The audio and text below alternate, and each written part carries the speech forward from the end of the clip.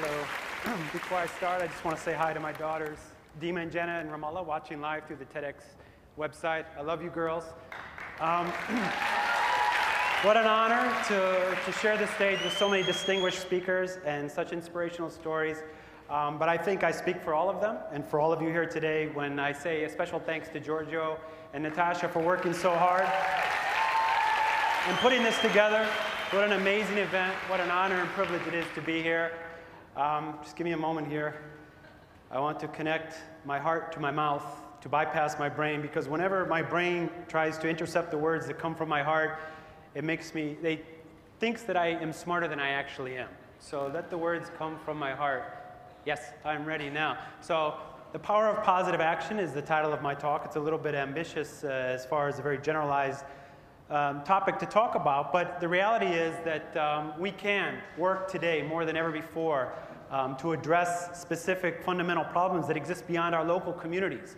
We're here in Dubai. It's a rich country, more or less, and the problems that exist here are more or less minimal compared to some of the problems that exist in other parts of this region. One area, and I think to really have an effect, for us to really make use of our energy and time and the other attributes that each of us have, is to focus on something specific that we can apply, this ability that we all have to really make positive change in the world. And for me personally, I think we have to specialize, and I specialize in addressing an issue that really came to me by chance, which is the needs of children who are injured and suffering from poverty here in this region, particularly in Palestine, Iraq, and Lebanon.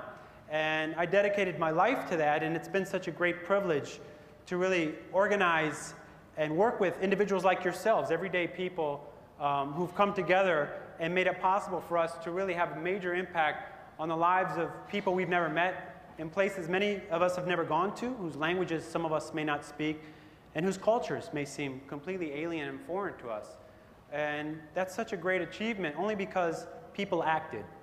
It wasn't just a cause where we thought, oh, it's terrible, it's tragic to see these images of suffering and poverty and war and hardship and children without legs and so on, and to do nothing. You have to act, and you have to realize that you have the power to make a difference beyond the traditional way of just writing a check and then wondering if it reaches those people that we intended for.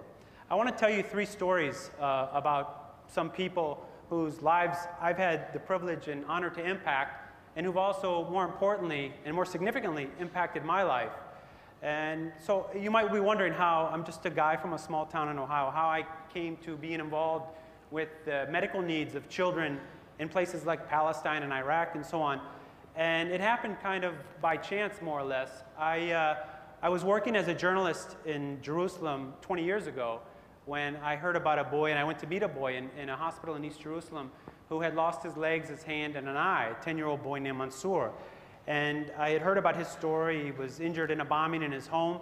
And I went to see him, and what I found was not just a maimed child suffering in a hospital, but an individual with a personality, a strong personality, a beautiful personality, a smile, a sense of humor.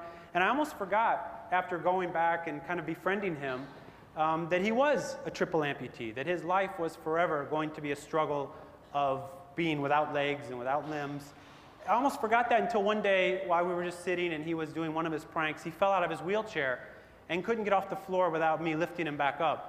And I realized then that despite his beautiful spirit and personality, that if I didn't act, if I didn't take the responsibility, as now I was his friend, to help him, he was never going to he was going to be the rest of his life dependent on others for the most basic things that most of us take for granted in our lives, the ability to walk, the ability to move around without somebody carrying you, and so on. These are things we kind of take for granted, but when you see that firsthand, somebody who has to depend on somebody else for these basic things, it really should impact you, and it impacted me.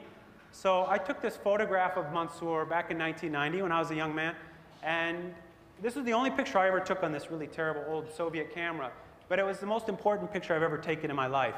And as you can see, his spirit, I mean, this is a boy, he doesn't even realize that he's missing his right hand. He's waving it in the air, you know, much like his left hand to show, you know, his strength and his spirit.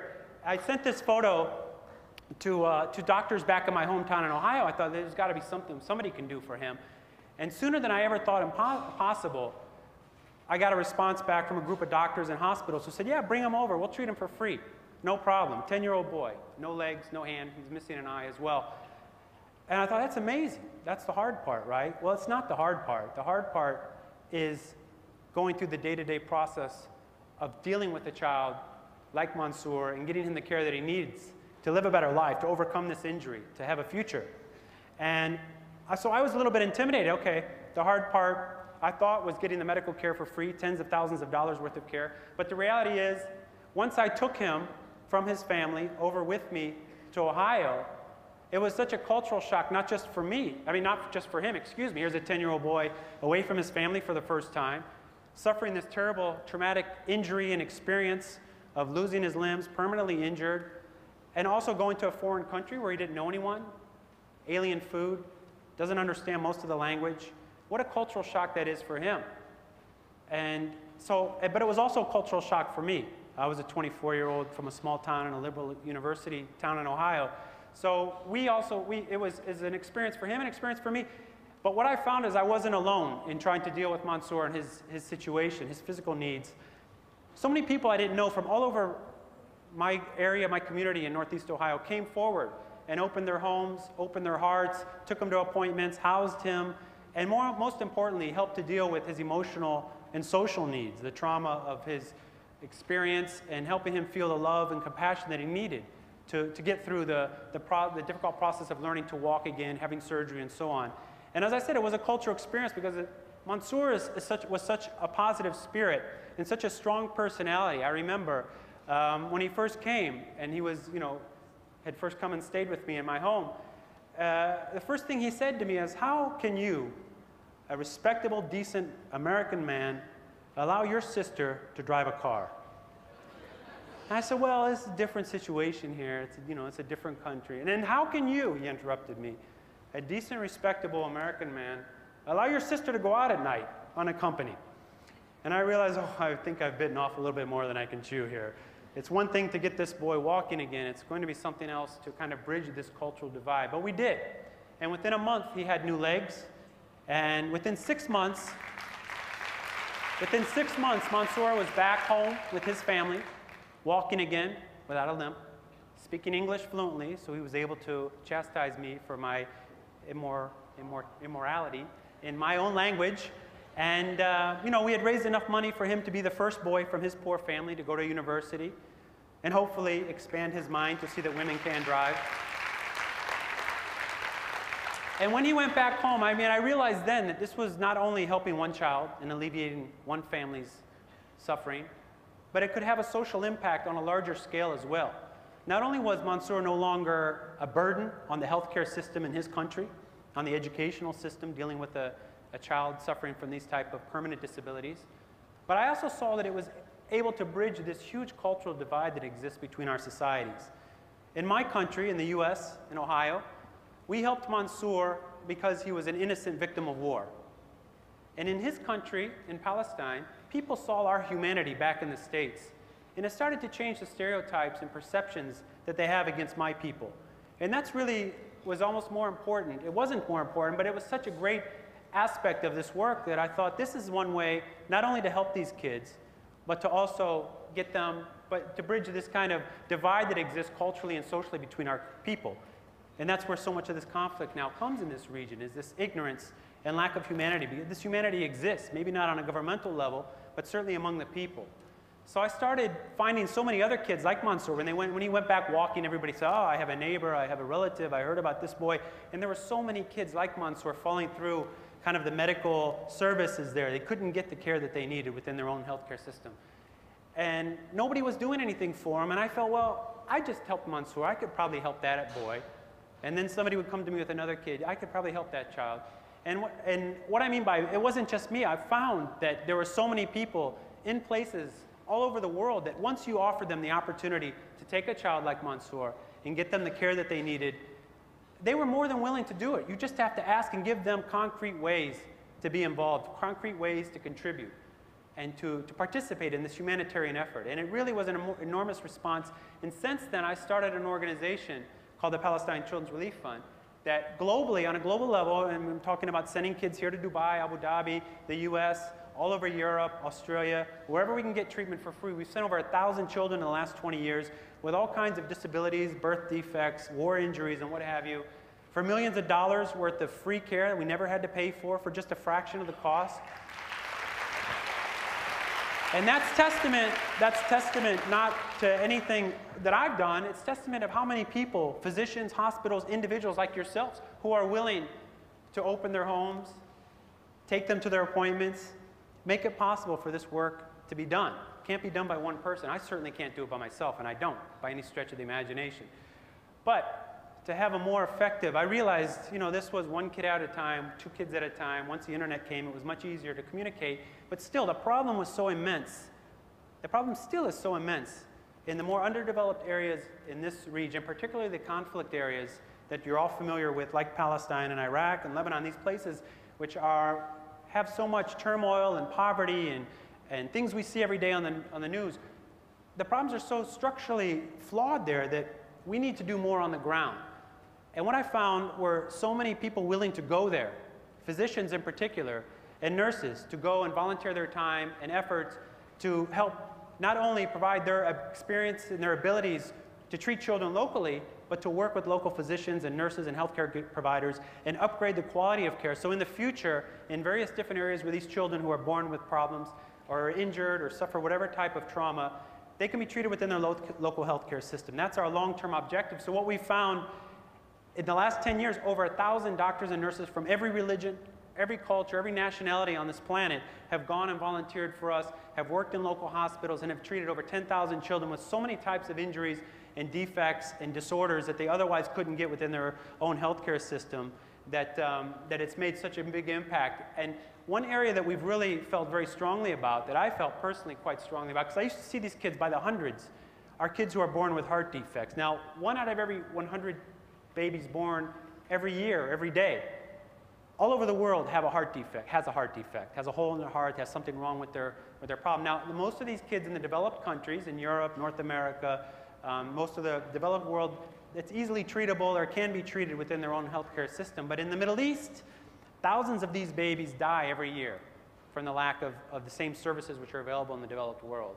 So we couldn't start sending children by that number, because 500, 600 were born every year in Palestine alone with heart problems. We couldn't send these kids outside for free treatment. We needed to do something on the ground. So what we started to do is bring in physicians from all over the world to treat these kids within the local healthcare system, and at the same time upgrade the standards and quality and experience of the local staff, so these kids one day can be treated by their own doctors in their own hospitals and not have to travel abroad. This is the second story. The first one was about Mansour. The second story, or a person who's made such an impact, and I want to use him as an example because he exemplifies the spirit of all of these physicians and people who go and work there, which is the conflict area. I mean, it's not easy to leave your family, leave your work, leave your comfort zone, and go into places where you know there's turmoil and give your services and show your humanity. So it takes a special person. And a person like Dr. Alan Kerr, who is from New Zealand and was forced into retirement due to his age, but still was as strong as a horse. I saw with Michelle's presentation, the vast majority of you are under the age of 40 here. And Dr. Kerr is probably twice the age of many of you, if not more. Yet this man flies 30 hours from New Zealand and operates on kids the day after he arrives, 2, 3 children a day for 12 hours every day. And he's done that for the since 1993 with his own hands, and saved the lives himself of over 600 children. Words, I mean, as I said, words to me can't express how big of a hero this man is. Because New Zealand's paradise, I've been there. It's probably the most beautiful country in the world. It has to be one of them. And he could easily have his retired years on the beach and enjoying that country's, beauty. Instead, he chooses to fly, to operate, to train local doctors, and he saved so many lives that he exemplifies what is possible in all of us. Now, I know none of us here are trained pediatric cardiac surgeons, but all of us, I'm not asking for you to be a specialist. I'm asking, all of us have homes, we can open for these kids. All of us have cars to take them to their appointments. All of us have the ability to give a child a reassuring smile, a comforting hug, spending time with them in the hospital while they're in need of care. Because they're away from their families, they're away from their countries, they're in an alien culture. They need love and compassion that all of you have. And that's often is better medicine than any treatment or anything a doctor could prescribe. Love is the strongest medicine available in the world. And you have it, but we need you to act on it. I want to talk, the last story, the third child that I want to talk about is one I just met 2 months ago by chance. Now we bring these teams in to operate, and we had a team from Florence, Italy, of pediatric neurosurgeons, which is a very specialized area of medicine, and they had come into the West Bank town called Nablus to screen children. We have these week-long missions, and the first day is to see the kids, and then the rest of the week you operate. So this team, the first day was a Saturday. They were seeing all of these children. We'd seen like 50 kids with so many very complicated and difficult problems. As you can imagine, with pediatric neurosurgery, they have spine problems. A lot of these kids have water on the brain, which is a very complicated and difficult issue to treat. And so we had seen like 50 kids this day, and we were all very tired. And the kids come in very nervous and very shy, as you can imagine. They're in a room full of strangers, foreigners. Maybe the foreigners are speaking in Italian or in English. They don't understand it. So most of these kids hide behind their mother's gowns, and then when the doctor comes to see them, they start crying. And so it becomes very tiring and exhausting. It's rewarding, of course, but that's the human element that we have to deal with. Well, in came this 7-year-old girl named Ola from a nearby refugee camp. And she just immediately brought all of this energy into the room. Her spirit was so strong. She was just full of laughter and joy, and you could feel it. And immediately it injected our room with so much positive energy. I remember there was a photographer there, an Irish guy, taking pictures. He was just very interested in what we were doing. And he was in the corner fiddling around with these huge digital cameras that are available now. And Ola came in, and she sat down, and started to be seen by the doctor what was wrong with her and what's going on. And she saw this guy with this camera, and she spoke to him in Arabic. She said, "Hey, you going to take my picture already or what?" And we said, well, this girl's special. This is a unique child. She has her own personality, and she wasn't afraid to speak out and really, show us that she was her own person, and that was unique among the kids. So this child, we were all so happy to see her, and finally, it brought new energy into a very tired room. Well, doctors put up her CT scan. The surgeon from Florence wanted to see what was wrong with her. Her parents really didn't know. They had some films. This is a normal CT scan that you would see, and you would say, well, she looks okay. What else is wrong with her? Well, this was Ola's CT scan, and you can see at the upper part of it there. That's called a brain tumor, and this little 7-year-old girl had a tumor in her brain, and so immediately. The room deflated. The air went out. We were devastated because Dr. Lorenzo immediately told us, well, this is a very serious issue. I can't operate on her here. We don't have the infrastructure. We don't have the facilities. I have to take her to Italy. And, well, can we do that? We're good. We've sent over 1,000 kids outside for treatment. Well, my hospital has used all of their charitable funds for the year. It's going to cost 20,000 euros. So instead of allowing that to be an obstacle from helping this girl, immediately, we went to work and used the tools which are so available today. We Twittered, we put on Facebook, and we put on the internet about Ola and the fact that we needed money to pay for her surgery.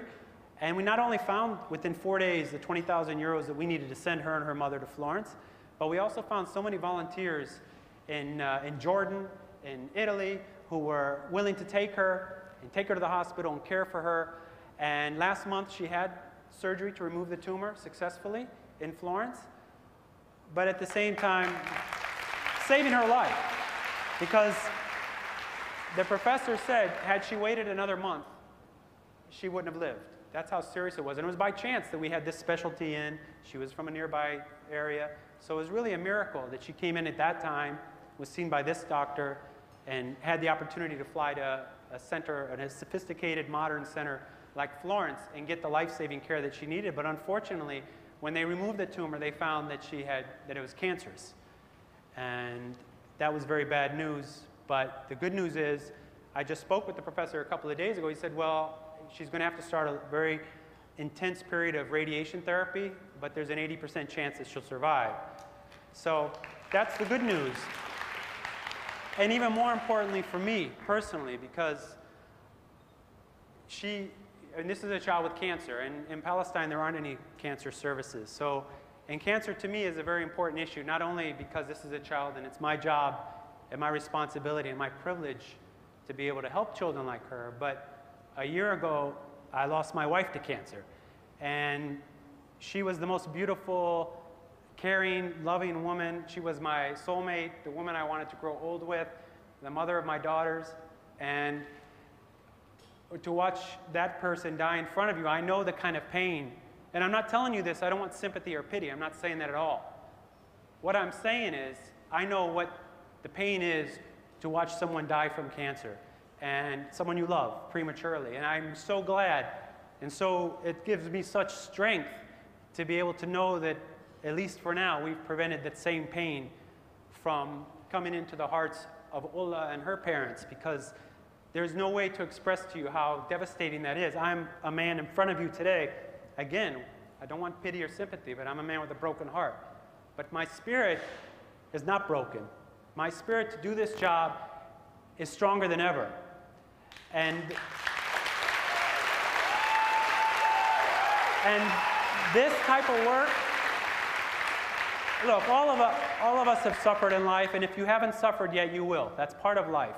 Divorce, loss of a job, premature loss of a loved one, you're all going to experience it. This is a young crowd, so God willing you haven't yet, and God willing you won't for a long time, but you're going to. And part of the process of dealing with grief and pain and loss, the best way, the best medicine is to help others, to give love. Just help children like Ola and Mansour who need the care that they can't get. Give them the love and compassion, and you'll heal yourself. That's how I'm healing, by doing this work. And if I didn't help a child like Ola, I would be much further behind in the process of trying to go forward in life. And we have to go forward. So, my message here today, and thank you again for giving me a chance to speak, is make a resolution that you're going to give of your time, your energy, whatever you have to give it for somebody else who needs it. It's possible to have an impact. You don't just have to write checks and expect and hope that that money gets to where it's supposed to go. There are ways to influence and impact in a positive way, and it's not just saving the lives of other kids. It's building peace and understanding and tolerance among different cultures and people when it seems further away than ever before. And most importantly, for me, and I'm sure you'll find this as well, it enriches your life. So this is one way to do it. This is my way of doing it. I'm asking and appealing for you to join us or join one way of making a positive impact. And the important thing, stay strong and stay positive. Thank you.